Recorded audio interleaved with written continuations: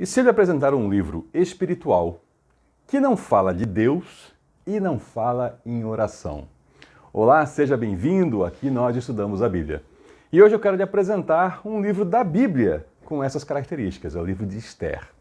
É um livro do Antigo Testamento, é uma literatura muito interessante, é uma história carregada de drama, carregada de reviravoltas, e que trata de uma das mais importantes festas do povo judeu, que é a festa do Purim, e essa festa tem origem em eventos que aconteceram fora de Israel, na época do exílio do povo de Israel. Então, vamos lá, vamos tentar aqui fazer um panorama geral. Nessa série que eu lhe apresento agora, é a série de textos antigos, eu não estou fazendo um estudo bíblico pormenorizado. Aqui é apenas uma apresentação de cada livro, apenas uma introdução para que você tenha um panorama geral, desperte sua curiosidade e você faça a sua leitura. Nesse momento em que eu gravo esse vídeo, nós estamos fazendo um estudo detalhado do Novo Testamento. Temos aqui no canal várias playlists com livros do Novo Testamento. Aí sim, estudamos capítulo por capítulo, verso por verso. Aqui, visão geral. Então vamos lá. No momento da nossa história, do livro de Esther, se você quiser se localizar na sua Bíblia, vá para o índice, um livro pequeno, às vezes um pouco difícil de encontrar, mas nesse momento nós temos o povo judeu, a maior parte do povo de Israel, no exílio. Houveram guerras, o povo de Israel foi derrotado e foram levados para o exílio, especialmente por uma condição de Deus usar isso como um tratamento espiritual para resgatar a espiritualidade do seu povo, o que funcionou, e mais tarde eles então voltaram para a terra de Israel. E nesse momento em que eles estavam no exílio, bom, a história segue, né? A história mundial vai mudando, vai tendo reviravoltas, e nesse momento nós temos o Império Persa como o grande Império do Oriente. Antes foi Babilônia, então depois vem a Pérsia, e esses eventos acontecem na época de um rei que nós conhecemos em língua portuguesa como o rei Xerxes, aquele que tentou invadir a Grécia e não conseguiu. Então esse rei é tratado na Bíblia como Assuero, e nós temos que ter em mente que estamos lidando com nomes muito antigos que foram ouvidos por pessoas em idiomas diferentes e aí chegou ao português dos dias de hoje, vindo de fontes diferentes. Mas Assuero é Xerxes. Então lá naquela região, naquele reino, os costumes eram outros e não eram os costumes dos judeus. Se você acompanha aqui o canal, você já conhece alguma coisa de costume judaico. Lá não era assim, eram costumes persas. Outra legislação, outros hábitos. E essa história se dá numa das capitais do Império de Xerxes, e um lugar que tinha lá o seu palácio. A história é o seguinte: Xerxes era casado e tinha uma esposa, e aí vamos ter em mente que na cultura oriental o papel da esposa não é nada parecido com o que nós conhecemos hoje.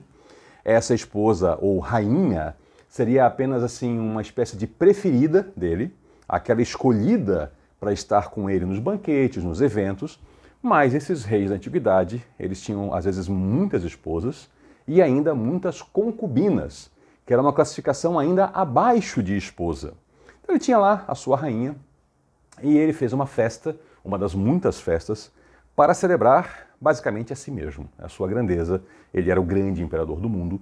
E lá no auge da festa, ele manda então chamar essa sua esposa, Vasti, usando a coroa real, e ele queria com isso então impressionar os seus convidados. Aqui uma pausa, você talvez encontre na internet ou em bons livros a referência a uma lenda judaica de que ele teria mandado que Vasti viesse nua diante dos convidados usando apenas a coroa. Isso não é texto bíblico, isso é uma lenda judaica. O que a Bíblia fala é que ele mandou que ela viesse se apresentar usando a coroa real, que era uma joia belíssima, e ele queria então usá-la, e também a joia, como demonstração da sua própria grandeza e poder. E Vasti não veio. Ela se negou, ela falou, não vou participar. Considerando que o papel da mulher naquela época e naquele reino, naquele império, era quase de uma propriedade, de um objeto, de uma coisa, isso gera uma comoção ali, naquele momento. E aí então, desse ponto, vai começar a história dos judeus ali envolvidos. O que acontece é que Xerxes repudia essa mulher como esposa, passam-se alguns anos, ele resolve ter uma outra mulher naquela posição principal, e aí é feito uma seleção entre mulheres. Não vou ter os detalhes da seleção, isso a gente vai ver no estudo de Esther mais adiante, mas o que acontece é que uma jovem judia é escolhida para ser essa rainha, entendendo que rainha era uma outra figura, muito diferente do que a gente imagina hoje, né? Apenas uma mulher principal que ele mostrava em eventos e que desfrutava mais da companhia do rei.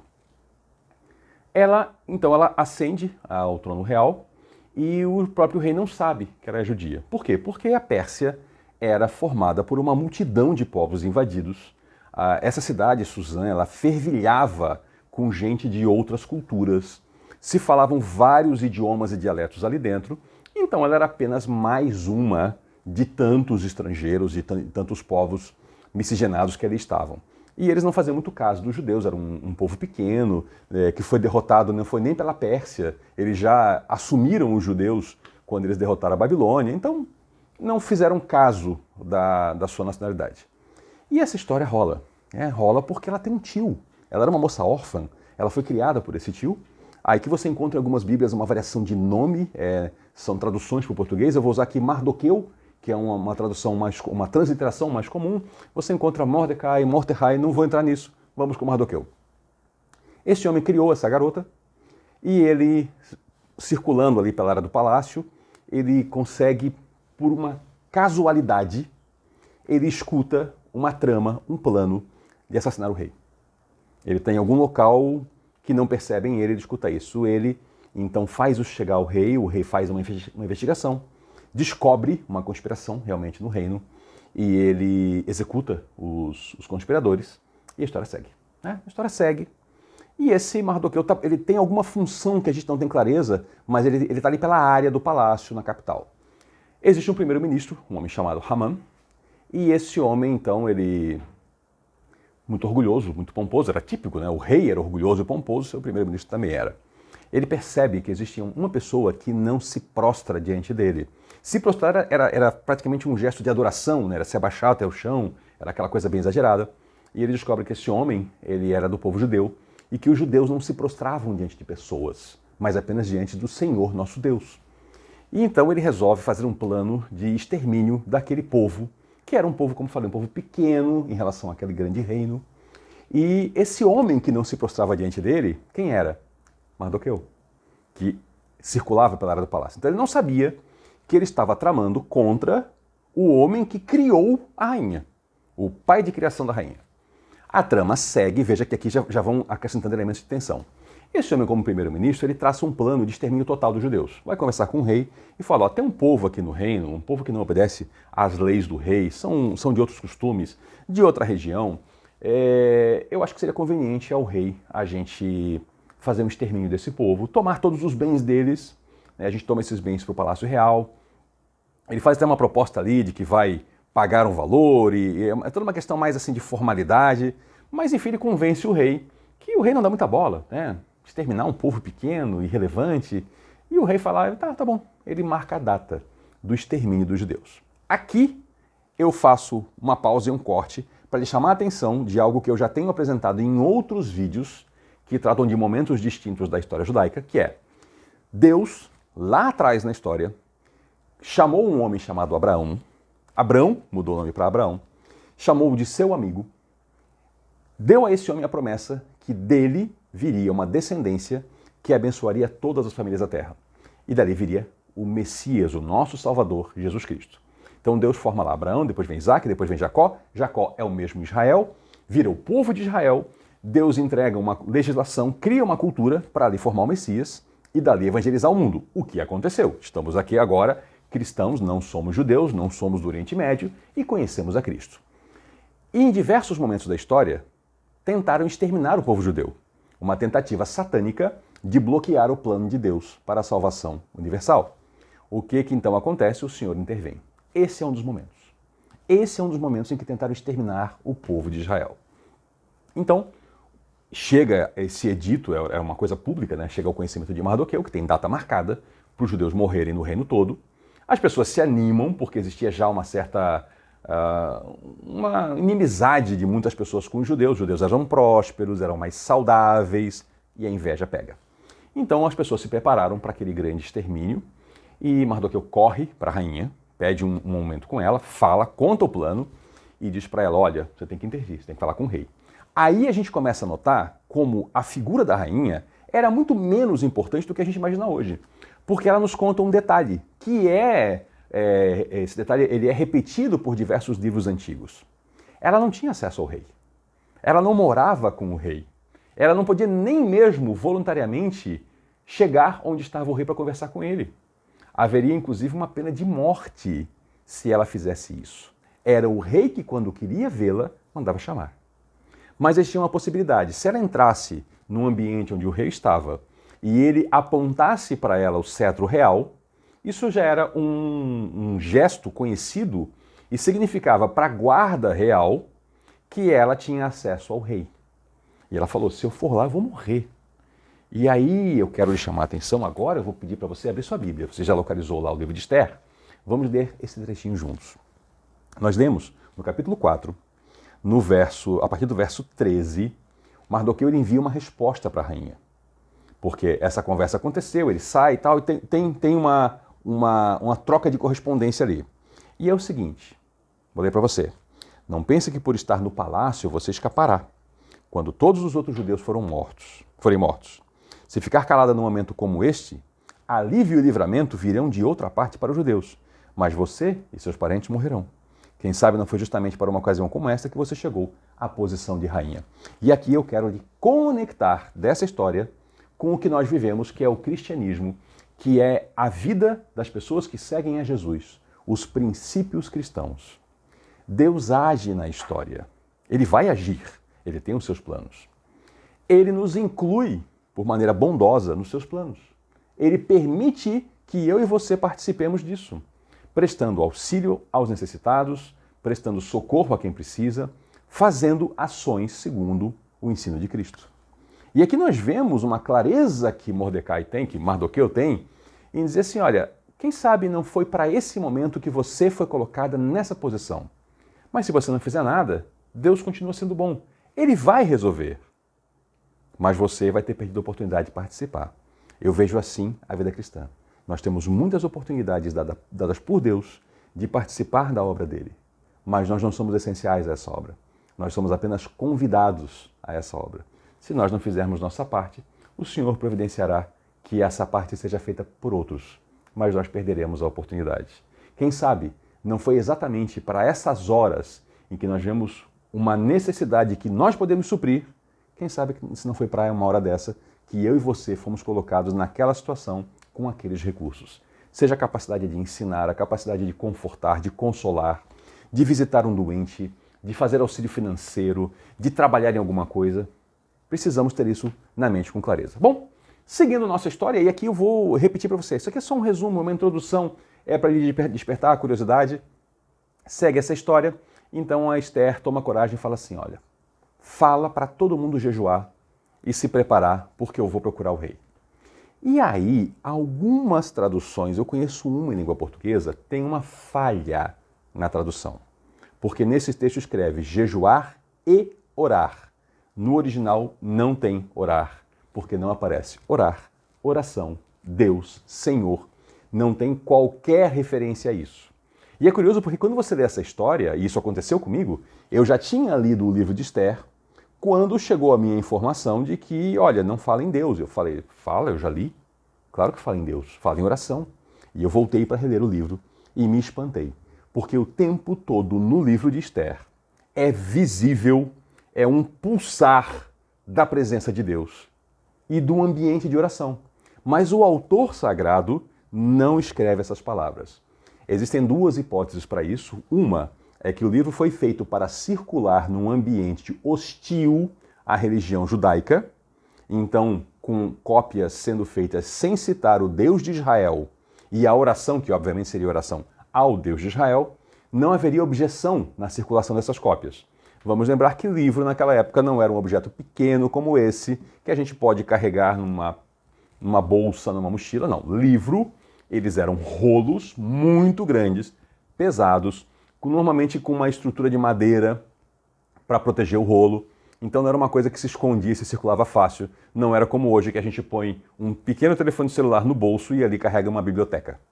Então havia sim a possibilidade de inspeção desse material, e aí se tem essa possibilidade. Olha, foi ocultado ali o nome de Deus e a expressão oração para permitir a livre circulação de cópias no mundo oriental não judaico. Essa é uma possibilidade. Temos uma outra possibilidade que, na verdade, o autor sagrado fez isso não por uma limitação de um governo exterior, mas sim como uma espécie de um exercício para demonstrar para o povo de Deus como é forte a presença do Senhor, ainda que não falada abertamente. Um livro feito para ser lido por judeus e terem essa sensação da presença do Senhor. E com isso entenderem, mesmo quando o nome santo não é escrito, ele está aqui entre nós. Duas possibilidades. A história segue, todo mundo jejua, ela vai ao rei, o rei estende o cetro e ela faz um plano muito inteligente. Porque ela não vai direto ao ponto, ela não vai lá pedir pelo povo dela. Ela pede porque o rei compareça a um banquete. E ela organiza, imagina, ela é a preferida do rei, ela tem acesso a todos os recursos. Ela organiza uma festa tremenda para o rei e para o seu primeiro-ministro, Amã. E eles vão lá e o Amã se sente extremamente agraciado, porque não só o rei já o agraciou com a função de primeiro-ministro, mas a favorita do rei também aponta para ele, para Amã, como uma pessoa muito importante. Então, o casal real está honrando Amã. Imagine essa festa, esse banquete, todos os escravos ali servindo, trazendo as coisas para eles. E quem são as pessoas que estão no banquete? O casal real e Amã. Ele se acha o essencial. E aí ele sai dali e vê o Mardoqueu que não se prostra diante dele. E ele azeda. O homem fica amargo, vai para casa, chama os amigos. E aí tem essa coisa de que a rainha o honrou, mas Mardoqueu não olha para ele. E aí o pessoal faz assim, faz uma forca para ele. Não deixa ele morrer do jeito que os outros vão morrer, não. Faz uma especial para ele. E o homem faz uma torre na sua propriedade, não uma forca. Imagina uma torre. E lá em cima, então, ele coloca a forca. E assim, ó, essa aqui é para aquele judeu. Esse vai ser morto naquela forca bem alta para a cidade inteira ver. E essa notícia corre. E aí, nesse jantar, o rei pergunta assim, mas Esther, você queria fazer um pedido, né? Fez esse jantarzão. E aí, o que você quer? Pode pedir o que quiser. Pode pedir metade do meu reino que eu te dou. Essa frase aqui vai ser repetida lá na frente no Novo Testamento. Se você já acompanhou nossos livros aqui, você conhece, né? Que foi dito lá numa festa profana. Mas, vamos lá. Ele diz isso e ela faz um pedido especial. Amanhã eu vou fazer outro jantar. Eu queria que o rei e a Amã voltassem. Ele, claro, festão desse, amanhã tem mais. Vamos embora. E isso acrescenta clímax nessa história, né? Isso vai apontando para um momento grandioso, vai acontecer algo, deve ser um pedido fantástico, porque ela não faz o pedido, ela chama para um jantar. No jantar ela não faz o pedido, ela chama para outro jantar. E o Amã também é chamado. Opa, a coisa tá boa. E aí então, eu só vou lhe dar aqui um intervalinho na história, tem um momento que o rei perde o sono, o rei não dorme, ele tem uma insônia, né? E aí, na insônia ele não tem o que fazer, mas rei é rei, né? Rei tem aquele monte de serviçal, escravo. Então se o rei não dorme, o palácio não dorme, né? Eu tô sem sono. Manda alguém na biblioteca pegar um livro para mim e ler um livro para mim. Alguma coisa, pega um conto, uma crônica, um registro. E alguém vai lá e traz o registro. Lembra da história que fizeram uma trama para matar o rei? Pegaram aquele registro, tipo um registro policial, né? Aí leram pro rei, ele, é mesmo, né? Naquela época tentaram me matar. E esse sujeito aí que me livrou da morte? O que foi feito dele? Nada. Não honraram o homem? Não. Não. Não. Tem que fazer alguma coisa. Ele chama o Amã, seu primeiro-ministro, e fala assim, Amã, vem cá. O que eu deveria fazer para um homem a quem o rei quer honrar? Aí o Amã pensa assim, sou eu, né? Sou eu? Quem mais que o rei vai querer honrar? Manda pegar o cavalo do rei, aquele especial. As roupas do rei. Manda pegar todos os aparatos do rei. Vestir esse homem. Pega alguém importante do palácio.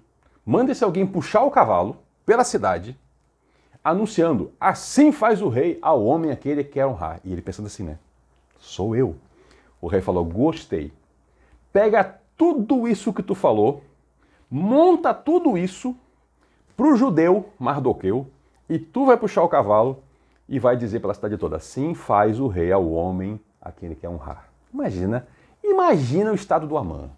Aqui você já sentiu que a história começou a virar. Amã faz isso, vai para casa, azedo, reúne os amigos, a esposa, e aqui vem uma frase, e eu vou lhe deixar com essa, tá? O resto vai ser você que vai ler e compreender o resto da história. Dizem o seguinte para ele: Amã, esse homem que você queria matar e que agora você teve que honrar, é daquele povo, o povo de Israel. Eles conhecem já um pouco mais da história. Olha, se você já começou a cair diante dele, a sua queda é inevitável. Você vai se arrebentar. Eles entendem que aquele homem é do povo que Deus formou.